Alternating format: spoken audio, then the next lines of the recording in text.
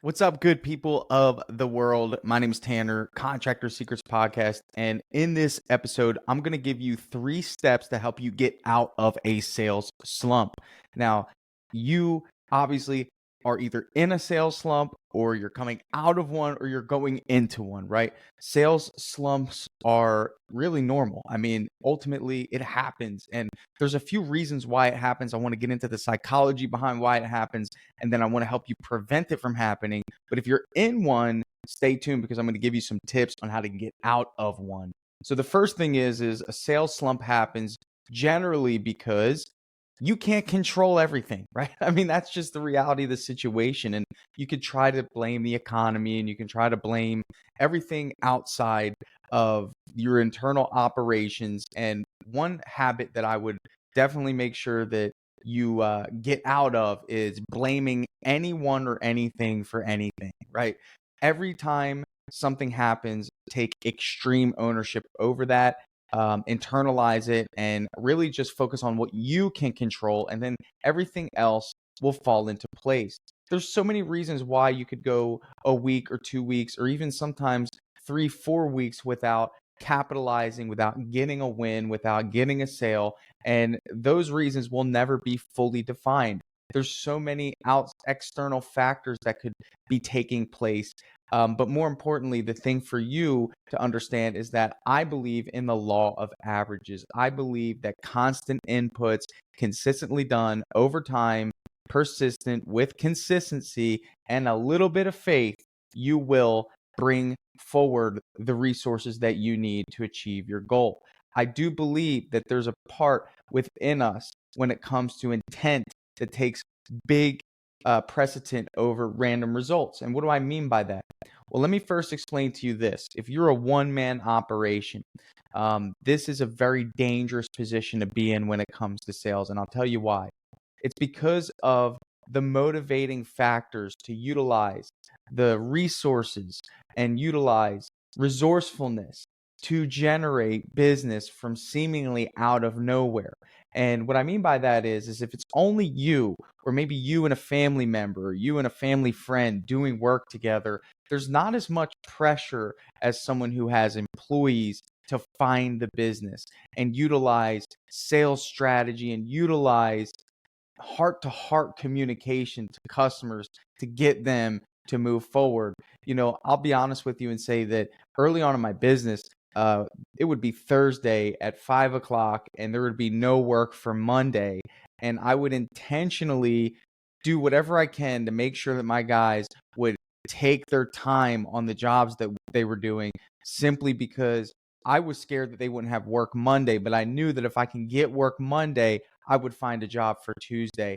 And that was a certain desire that I had in me, which activated my reticular activating system to seek out opportunity and to create opportunity out of what seemed like thin air. It wasn't a blame game. I didn't blame the leads. I didn't blame, the economy. I didn't blame the people. I didn't call people tire kickers or cheap, even though in some cases they are. I just didn't buy into the blame game. I bought into what can I do to generate business for my company. This is a strategy that the best business owners have learned, they've adopted, and they draw on whenever they need work. And ultimately, when you scale your business, you need to be able to teach this skill set to your salespeople. You have got to be the best salesperson in your company if you want to win. And really, the best salespeople aren't the ones that just wait around for business. They're the ones that create the opportunity. They create the business. They build the schedule. They allow they utilize their innate ability to persuade customers to move forward with them, and they do it consistently and they do it often. Now, here's the deal. If you're a one-man operation, right, you don't have that pressure. Okay, maybe you're a 1 to 2 man operation. You don't have that pressure. But let me tell you this, I draw on that pressure every single day. I have 4 crews operating full time. We need at least 27 to 30 projects a month. Okay, that's 1 project per day being sold in order to keep our teams busy. Now, how does someone accomplish that? And I'm going to be honest with you and say it takes time. But right now, you might not be in a position where you need that much work. You just need first enough work to sustain yourself. And that's a good thing. But I want you to operate with utilizing number one, leverage. Okay. So we're going to utilize leverage. And that leverage is number one, whatever your goal is that you're striving toward. Now, that goal might be a legacy. That goal might be a freedom machine. That goal might be finally feeling the feeling of what business entrepreneurship feels like, the feeling that we're all striving toward, right? The ability to be free from the 9 to 5, to be free from, you know, bureaucracy or having someone over your shoulders breathing down your neck, whatever that is, right? We're striving toward that freedom. So that leverage is going to pull you to make the phone calls, right? To follow up with the customers, right? To persuade in a way that is a fearless approach to garnishing business. So when I say that, you know, you're in pursuit of that, you know, anything in your way stands no chance. If the why is great, the how will figure itself out, right? So ultimately, you got to have something pulling you. You're going to use leverage for that. But here's the deal: when I say leverage, my thing is the strongest leverage that I draw on is the fact that I made promises to my team members, and I said, "Hey, I'm going to make sure you have work. I know the severity of the situation.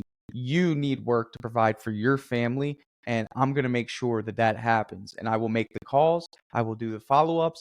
I will sound, you know, I will get aggressive if needed to, because I'm protecting my kingdom, right? And I think that that needs to be the mindset of a business owner, is you are protecting your kingdom. And if you think about a kingdom back in the day, you know, they would do everything they could to protect their kingdom, because I want you to understand that mediocrity, scarcity is coming your way, and it wants to overtake your kingdom. It's like weeds entering into a garden. You need to stand guard at your kingdom, and that is in the form of sales. And that's the beautiful aspect of sales, when those credit card deposits are coming in, when those, you know, Dripjobs users, when you get those emojis in your email, you know what I'm talking about, the ones that let you know that you just want a job. That's the advancement of the mission, the advancement of the kingdom. It's one more job, it's one more opportunity to build and to grow and to inspire and to create your impact on the world, right? So sales is such a beautiful thing because it moves the needle. The very essence of sales is serving others, which I love. And if you adopt that mindset, it's easy to get a little aggressive. It's easy to make the phone calls. It's easy to be resourceful. And ultimately, the impact that I create for my employees is really what's driving me to have this standard of the sales that I need. So again, let's go back to really the mindset is no blaming, right? Don't blame anyone but yourself. Take extreme accountability and ownership of why you're in the sales slump or why things aren't falling into place. Number two, I want you to audit your leverage. Okay. I want you to audit your leverage. I want you to audit what's pulling you outside of your own motivations, right? I know you need to make money. I know it's your business and I know you have bills to pay, but let me tell you something. That is not strong enough. You know, whenever I think of why I want to do great things, or why I wake up every day and do this podcast, and why I wake up every day and sacrifice countless hours, stress, time, I don't do it just so I can make a bunch of money. And I think early on, maybe when I was 20, the motivation was, yeah, I want to make a bunch of money, you know. But for me, what I learned is that, man, the motivation is what my contribution does for everyone else, my family, my friends, my employees. So important. Um, I think there's power in pursuing something when it's not just you, you know. So audit your leverage, identify what it is that you're striving for, and then ultimately assign a benefit that someone else is going to receive if you do achieve that thing. I remember those days. You know, I alluded to Thursday, 5 o'clock, no work on the job, no jobs on the schedule for next week for my team. And I remember, and I'm going to give you those 3 things that I talked about in the beginning of the video right now, but I remember not having any work on the schedule and thinking to myself, what am I going to do? How could I face my team and say, hey guys, we don't have any work on the schedule? And really what that created in me was a unrelenting will to find the work, because my mission was great and I wasn't going to have that conversation. And I used the leverage of the fear of having that conversation. I just wasn't going to have it. So ultimately, if you're in that position, this episode is for you. Or if you've been in that position, I want to share with you my strategy. Now, number one, I'm going to tell you the most important element of sales is organization, right? And yes, Dripjobs, CRM, contact, relationship management, customer relationship management. And the reason why this is important is simply because if you need to access information like a previous proposal, customer information, phone number, email, address, right? If you need to access this in a moment's notice and you don't have a system that has this stuff organized for you, you won't win.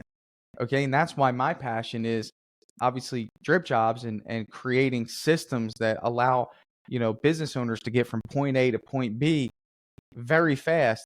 This is an important element. I remember when I worked at the car dealership and I felt if you want to talk sales slump, go work for a car dealership. You could go a week, 2 weeks without selling a car, not making any money. Okay. No one even walking into the dealership, and you have far less control than you do as a business owner. And that's a sales slump. But one thing I did have in the car dealership was a CRM, and I could reference all of those customers that did come in and do a test drive with me. And I had their phone numbers and I had notes and I had different things that I could use as leverage in that interaction, right? To contact them and to have a strategic follow-up, not just a, hey, how are you? It's Tanner from Toyota just reaching out to you. It's, hey, it's Tanner.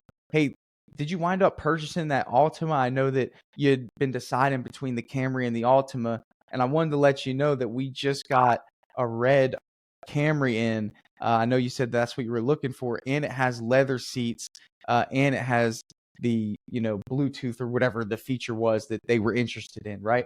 And that gave me a better shot to win because I had the notes, I had the details, and when I had that spark of inspiration to make the phone call, I could easily access the information because that is an effort task. That is like working out, dude. Like, people don't work out because it's hard to get there. It's almost like, you need to work out and you go to work out, or you plan to work out and you have to find your shoes. Okay. So now you're running around the house looking for your shoes, and then you have to find your keys, and you're running around the house looking for your keys. And then you need your water bottle, and you're running around the house looking for the water bottle. And by the time you fall into the third or fourth obstacle, working out just doesn't seem as important anymore. So having data in front of you to be able to make that call, to reference those notes, makes the call, it makes the action that much easier. And I can't describe it any better than you need it at your fingertips. Okay. Because following up needs to be done often, and it needs to be done with a strategic approach, not just a random, hey, how you doing? Okay. So that's number one. If you're in a sales slump, you need to have a CRM. And if you have a CRM, good news. Let's go to number two. You need to follow up with purpose. Now, here's the deal. I want you to understand that we talked a little bit about leverage earlier, and leverage is what I use to sell my projects. Number one, I'm all about honesty. I'm all about integrity. I want my customers to feel that. I'll never take advantage of someone. I'll never manipulate someone to get a project. I will get aggressive, right? And I'll get aggressive in a, let's say it's almost like if you had a horse that was thirsty in the desert and they weren't drinking the water, I'm going to get aggressive. I'm going to grab that horse and I'm going to pull it toward the water, because number one, I know that I'm taking that horse to the destination that's going to benefit them, right? That's what I mean by aggression in sales. So I will get aggressive. I will claim my stake toward the customers to why we are that company for them. But generally speaking, I'm using that leverage and I'm following up with purpose. And when I call a customer and I have no work, I think one of the best things you could do is be honest. I think one of the best things you could do when you're face to face with a customer and you get that estimate is to look them in the eye and say, "Hey, I need this job. I need this job. My team needs this job. I'll do a great job for you. I promise." When I'm making a follow-up call, that call is, "Mr. Jones, listen, we spoke the other day. Let me ask you this. Do you feel like, numbers aside, that we would do a great job for you?" "Yes, I do, Tanner. I mean, you called us for a reason. Let me ask you this. I'll be honest with you and say I need this job. My team, we have a gap in our schedule. We had someone that needed to reschedule, and I'm without work for Tuesday, Wednesday, and Thursday, and I'd love to do your job. If I will you, and I want you to understand the if I will you approach. So if I do something, will you do something, right? I never give a discount just to give a discount. I give a discount because it's mutually beneficial.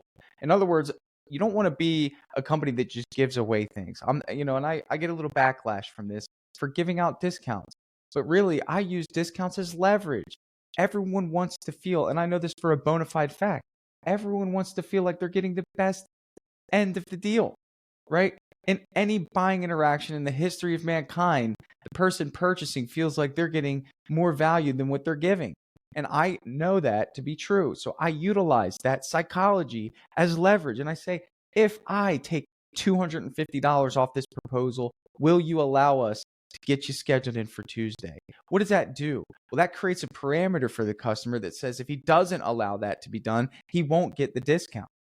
And it's very important for you to understand that strategic following up is so important, right? Because I'm giving him an offer within the offer, right? So there's a sub offer there, right? The first offer is me painting for them. The second offer is me giving him an incentive to allow us to paint within the parameters that I'm offering, which is Tuesday. So it's important for you to understand that you're going to use that leverage, but you're going to be honest and have a strategic follow-up, okay? Very, very, very important. Now, number 3. Now, this is my last point on this. If you're in a sales slump, and I want you to understand that business is the ultimate spiritual journey. And I believe a few elements of spirituality are energy and momentum. You know, if you listen to any of my podcasts with my good friend Alex Corral, he is an abundance of energy. He's focused on this. It's allowed him to garnish so much success in his cabinet refinishing business. And I want you to understand that momentum is so important in sales. Let me ask you this. Have you ever sold a really big job, or you closed a really big deal, and like you have this euphoric feeling, right? And that feeling is so great that it's almost like you feel the progress, you accomplish something. You might even put on a song that reminds you of when you first started, and you just like you feel great, right? Now imagine on the way, after getting that notification that you sold a $15,000 or $20,000 job, on the way in the car, you're heading to an estimate, right? And here's the magic of this is you go to the estimate and you're like floating on air, like everything's coming out perfectly. You're just like, you're relaxed, like you're building so much rapport with the person, and you wind up selling that one. And it's like, what the heck? Like, I was just in a major sales slump, and now I just closed like 2 huge jobs. And, maybe you have another estimate after that, and you're just having a momentum day. And I want you to understand that you need to capitalize on that approach there, that energy there that exists, but it's very hard to drum that up from nothing. The inertia, right? The initial energy is so hard to generate from nothing. Okay. So there's been times where I would actually almost cut my price in half. And I would do this strategically because the first responsibility that I have to my team is to make sure that they're busy. So even if I don't make money, but there's enough money on the job for them to make money, hey, guess what? That's going to kick it off. I just need a signature. I just need my guys busy right now, right? So I might have a job that's $5,000 that I quoted where it's a 3-day job, but guess what? My cost for that job might only be $2,500 and then $500 for the product. So here, guess what, Mr. Jones, you know what? We could use the work. I'm going to give you an amazing deal. I have never done this before, but I'll sell you the job for $3,000 if you let me start Tuesday. Why? Because you don't want your team without work. And that goes for subcontractors too, because if they are uncertain about your ability to provide work, guess what they're going to do? Go somewhere else. So it's so important for you to understand this game and not let money lead you, but understand the dynamics behind how momentum and leverage can lead you to the promised land. And I wish there was an easier way for me to describe this. It has to be something that you just internalize, but you've experienced momentum in sales. You understand that there's some power there that's very hard to describe, can't be quantified, it's intangible. But let me tell you something, it exists and it's a beautiful thing. But you need to understand how to first get that initial energy up, get that momentum going. And that might mean cut your price in half just to get that job. If it's been 2 weeks, sell the job at cost. Get your team moving again, right? It gives you maybe a 3 to 4 day window to where you can build momentum. Because let me tell you something, people will feel that you are desperate, and that is hurting you, because there's a such thing as downward momentum. There's a such thing of it. I've experienced it. I've seen it. Okay. You could tell when someone's desperate for work. And guess what? You will lose more jobs than you normally would, right? I mean, it just happens, right? And you want people to feel calm. You want them to make informed decisions, and you want to come with an energy of poise. Okay. So I want you to understand that there's 3 components here that are so important for you to understand when it comes to a sales slump. Number 1, you got to be organized, and you need to be able to access information in order to take important actions with people. And this isn't just for sales. This is also for leads. So when you have leads, you need to be able to follow up those leads. You need to be able to encourage those leads to move forward in the pipeline. It's so important. So you could be in an appointment slump. You could be in any sort of slump. It's your job to first have a control center where you can manage this information, where you can follow up and you can move that customer through the pipeline. And that is what the psychology behind why we built Dripjobs the way we did, was simply for this initial reason, which was to help you with sales. The next element of this, very important, okay, is a strategic follow-up, not just a general follow-up, right? A strategic follow-up has strategy, and that strategy should be, I am calling to get X result. What would make my customer move forward based on that notion there? And in my example, it was, hey, I'm calling because I have a wide open window between Tuesday and Friday, and I need an opportunity. I need to keep my team busy. So that strategic follow-up is, Mr. and Mrs. Jones, if I do something for you, would you do something for me? That's how business should work. It should be a mutual benefit, right? That's the best business interactions, is when it's mutually beneficial, where you're happy as the business owner and the customer's happy as the customer. And then last, which I believe, ultimately is the most important, guys, get this, okay? Ultimately, when it comes to sales slumps, it's very, very, very important for you to understand this concept here, is that energy, momentum, they can work in your favor. Utilize these elements as leverage, and understand when you're in a negative sales slump, you're just on a downward momentum, kind of like a snowball picking up steam.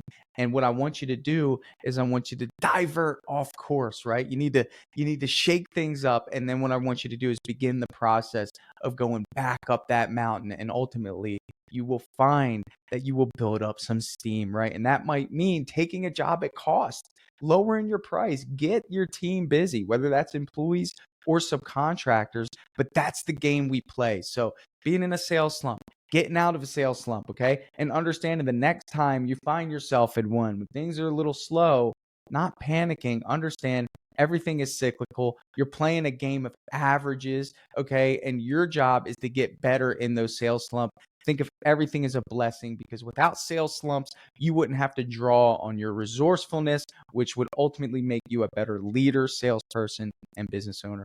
This is the Contractor Secrets Podcast. I hope you got some value out of this one. If you'd like to try out Dripjobs, I'd love to have you come to a 14-day free trial. But not only that, visit us for a demo. Go on dripjobs.com, click book a demo. You'll be able to sit with our account executive. We'll go through the entire app with you. There's no hard selling here. We're going to show you the value. We're going to show you the components of the software, right? I get a lot of people, they say, Tanner, I'm not ready for this yet. I don't think I'm going to be ready for Dripjobs. Let me tell you something. You want to get Dripjobs at any stage of your business, whether you're a single owner operator, whether you just started the business, whether you're a scaling business, it doesn't matter. If you interact with human beings, which you do, you need a CRM. And the worst thing is to be growing a business and then having to change CRMs. That's very painful. We don't want you to have to do that. So come check it out. We have some cool incentives if you're just starting your business. We have the Dripjobs Startup Program, which is our program. It's my way of giving back, where you get 4 months of Dripjobs for free if you just started your business. So check that out. You can find that on dripjobs.com. Thank you for listening. We'll see you on the next episode.